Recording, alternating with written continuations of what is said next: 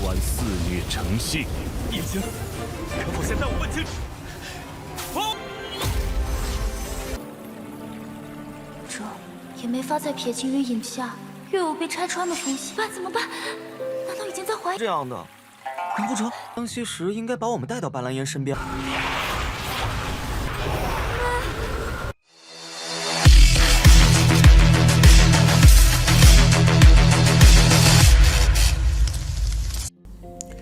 ？Halo semuanya, selamat datang di Ruang Sinema. Bagaimana kabar kalian semua? Semoga selalu sehat dan baik-baik saja. Pada hari ini kita akan menambahkan series baru yang berjudul Little Fairy You, yang mana ini adalah donghua baru. Sinopsis dari series ini sendiri berputar pada Haewon, pemimpin klan tersembunyi yang ditakuti oleh ketiga dunia. Tiba-tiba saja dia itu menyerang istana surgawi. Dewa tertinggi Nanja datang untuk bertarung dengannya. Demi bisa melindungi Nanja, peri penanam giok Yu Jiao mempertaruhkan nyawanya untuk menyelamatkannya. Saat dia dan Haewon hampir binasa bersama, tiba-tiba saja dia terlahir kembali secara tidak sengaja. Yu Jiao pun telah terlahir kembali di tubuh Haewon. Setelah terlahir kembali, kekuatan tersembunyi Haewon rusak parah. Penjaga tersembunyi Laut Barat Ting Zhao datang untuk membantu pemimpin Haewon memulihkan kekuatan tersembunyinya.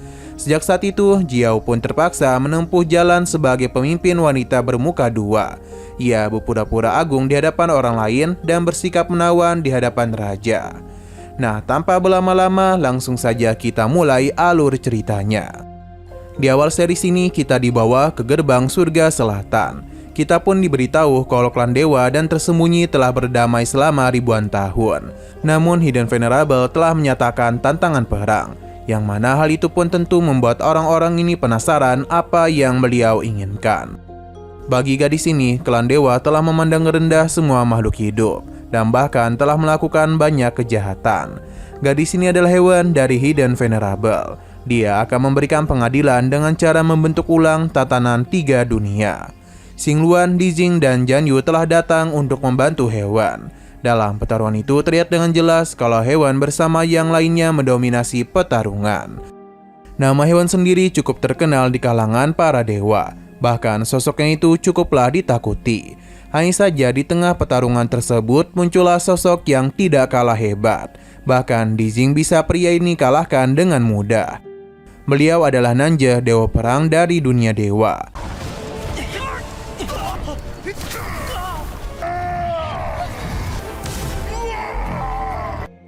Kedatangannya sudah ditunggu-tunggu oleh Haewon. Pertarungan pun kembali mereka lakukan. Tapi sosok Nanja ini terlalu kuat. Serangan Xingluan dan Zhang Yu tidak ada apa-apanya. Ia pun menggunakan teknik semesta pengunci jiwa demi bisa mengurung mereka berdua. Selain itu dirinya juga langsung melancarkan serangan kepada Haewon, yang membuat topengnya pun telah hancur. Dan kini wajah cantiknya pun telah terlihat oleh Nanja. Sepertinya Nanja mengenalinya dan memanggilnya sebagai Wan-Wan. Namun Haewon tidaklah menanggapinya dan melancarkan serangan balik kepadanya. Nanja sungguh senang sekaligus penasaran mengapa Haewon bisa berakhir di Hidden Venerable. Haewon sama sekali tidaklah menanggapi perkataan Nanja. Seketika saja gadis bernama Yu Jiao ini mengorbankan dirinya untuk melindungi Nanja, yang membuat Haewon seketika saja mengingat sesuatu. Sedangkan Yang Mulia Kaisar Dewa menjadi begitu murka atas tindakan Haewon. Perintah pembunuhan pun segera dirinya kerahkan. Sedangkan Nanja mencoba menenangkan sang kaisar. Hanya saja tindakan Nanja sudah dianggap memberontak dan dia itu juga sudah dianggap membantu Haewon. Untuk Haewon sendiri sedang bersama dengan Yu Jiao yang kemungkinan dia itu memiliki hubungan dengannya. Nanja meminta mereka untuk pergi dari tempat ini. Namun kondisi dari gadis itu sudah terluka sangat parah, yang membuat Haewon mau tidak mau harus melakukan sesuatu untuk bisa melindungi dirinya. Bahkan Haewon menggunakan seluruh kekuatannya untuk bisa menghancurkan serangan Kaisar Dewa. Jiwa dari gadis tadi sepertinya telah berpindah ke batu milik Haewon. Nanja yang tidak ingin berpisah lagi dengannya mencoba untuk menyelamatkannya.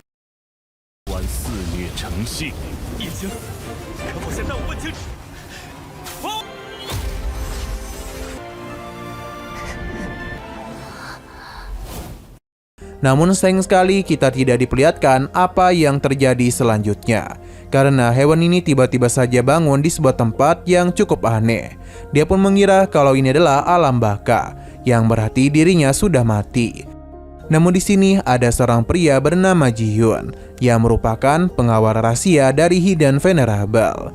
Hewan bingung dengan apa yang terjadi dengannya saat ini. Sampai akhirnya kita pun jadi tahu kalau jiwa dari Yu Jiao telah berpindah ke tubuh hewan. Andai saja ini diketahui oleh Ji-Yun, maka Jiao pasti akan dihabisi. Maka karena itulah dia pun harus berpura-pura menjadi hewan. Ia pun memberitahu kalau teknik memanggil jiwa Ji-Yun masihlah salah. Ji-Yun pun meminta maaf karena dia melakukan hal ini tanpa persiapan yang banyak. Berhubung Yu Jiao ini belum tahu terlalu banyak tentang kehidupan hewan, jadi dia pun bertanya kepada Ji-Yun mengenai tempat ini. Oh iya, mulai sekarang kita panggil Yu Jiao sebagai hewan, agar memudahkan pembawaan cerita. Lanjut, Yun mulai bercerita kalau 10.000 tahun yang lalu ketika leluhur Sihe gugur, 7 paksi dunia telah saling berebut posisi Hidden Venerable yang baru. Mereka bertarung tanpa henti sampai akhirnya hewan muncul. Namun hewan memintanya untuk mempersingkat cerita. Jadi intinya ketika hewan telah menjadi Hidden Venerable, dia pun naik ke 9 surga dengan rencana menaklukkan klan dewa. Namun dia itu malah dihianati oleh seseorang.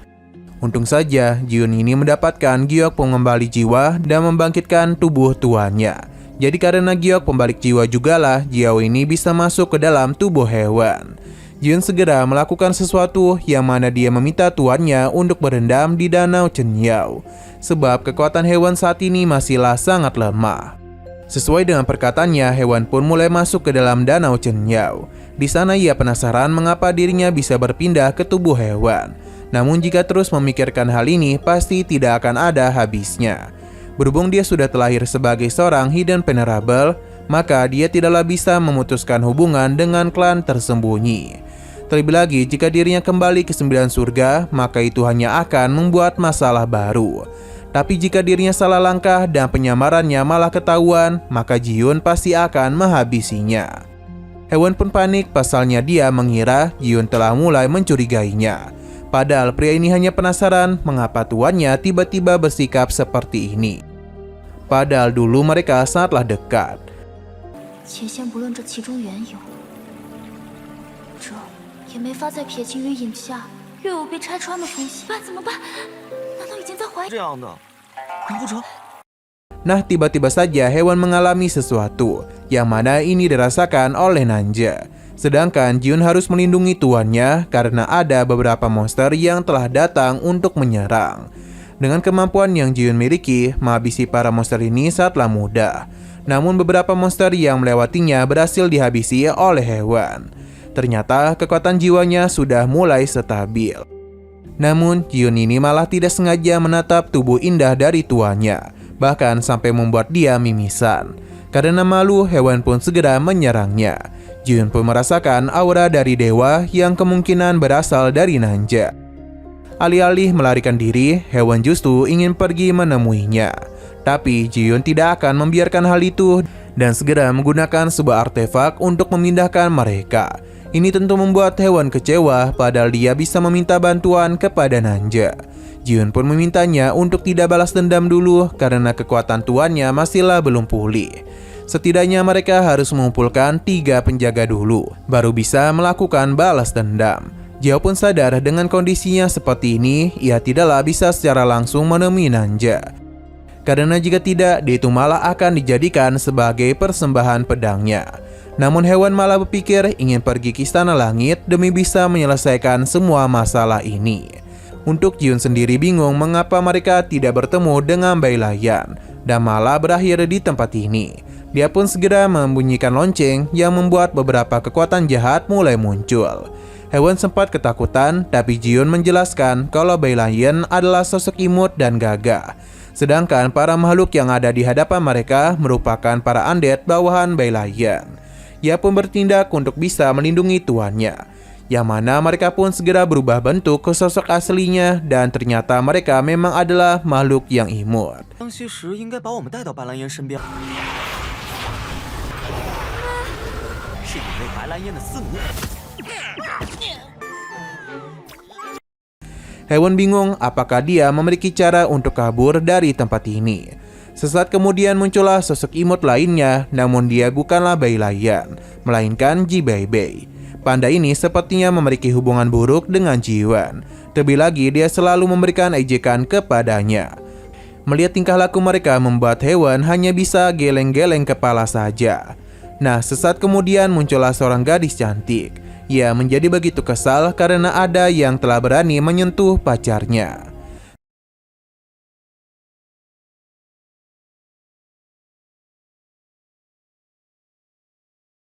Nah, sayang sekali episodenya pun harus bersambung dulu.